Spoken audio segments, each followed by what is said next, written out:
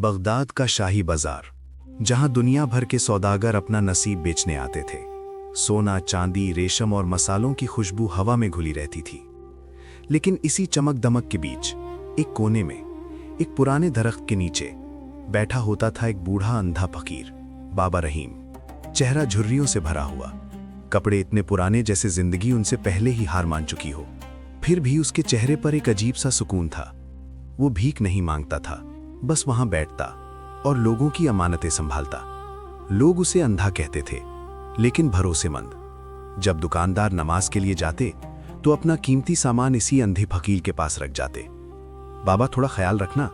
और बाबा रहीम सिर्फ सर हिला देता। ना शुक्रिया मिलता, ना एक रोटी का टुकड़ा। लोग उस पर भरोसा करते थे, लेकिन उसकी भूख पर नहीं। एक दिन बगदाद का सुल्तान असफर भेस बदलकर शहर का हाल देखने निकला। गंदे कपड़े, थका हुआ चेहरा, बिल्कुल एक आम मुसाफिर जैसे। और तब उसकी नजर पड़ी बाबा रहीम पर। सुल्तान ने देखा, एक अमीर सौदागर आया, भारी थैली रखी और बिना कुछ दिए चला गया। सुल्तान का दिल भर आया। उसने सोचा, क्या ये फकीर वाकई इतना ईमानदार है या मजबूर? सुल्तान ने बाबा रहीम के पास बैठकर कहा, बाबा, मैं एक दूर के मुल्क से आया मुसाफिर हूं, हज पर जा रहा हूं। मेरे पास कुछ यादें हैं, क्या तुम अमानत रख लोगे? और फिर उसने एक छोटी सी लेकिन भारी वेलवेट की पोटली निकाली। अंदर शहनशाही खजाने के सबसे कीमती हीरे और मोती थे। लेकिन सुल्तान ने झूठ कहा, बस कुछ पत्थर हैं बाबा। बाबा रहीम ने कहा, बेटा, मैं अंधा हूं, तुम्हारी अमानत का बोझ कैसे उठा पाऊंगा? सुल्तान बोला, बस तुम पर भरोसा है बाबा।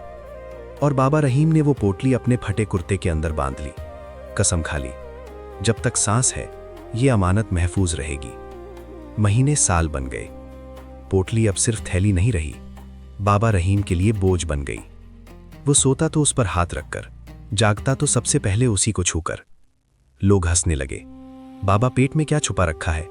खजाना? फिर शहर पर कहत आ गया। बारिश रुक गई, अनाज महंगा, लोग भूखे।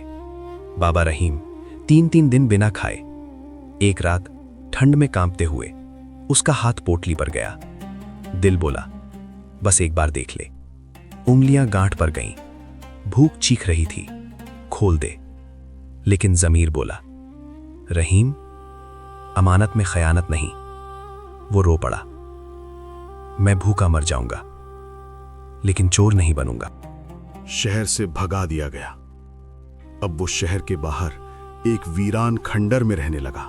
रस्सी उसकी कमर में घुस चुकी थी, खून निकलता, लेकिन पोटली ढीली नहीं करता। एक रात लुटेरे आए, मारते रहे लातों घूंसों से, लेकिन बाबा रहीम पोटली पर लेट गया। मार दो मुझे, अमानत नहीं दूंगा। 5 साल बाद सुल्तान असफर वापस आया। शहर सजा, लेकिन सुल्तान का दिल उस फकीर में अटका था। वो फिर भेष बदलकर उस पुराने दरख्त के पास आया। जगह खाली थी। किसी ने बताया, शहर के बाहर खंडर में पड़ा रहता है, शायद मर ही गया हो। सुल्तान भागता हुआ खंडर पहुंचा और वहां हड्डियों जैसा जिस्म, लेकिन पोटली से चिपका हुआ हाथ। बाबा, मैं आ गया हूं। जैसे ही आवाज सुनी, बाबा रहीम के चेहरे पर रोशनी आ गई। तुम वाकई आ गए, मुझे यकीन था। पोटली खोल लो बेटा, देखो, मैंने एक दाना भी नहीं लिया। महल में जब पोटली खुली तो हीरे, मोती, जवाहरात, पूरा कमरा रोशन हो गया। बाबा रहीम रो पड़ा, अगर मुझे पता होता तो शायद मैं टूट जाता। सुल्तान ने कहा, जब इंसान के पास सब कुछ हो फिर भी ईमानदार रहे, वही असली बादशाह होता है। दरबार में पूरी कहानी सुनाई गई।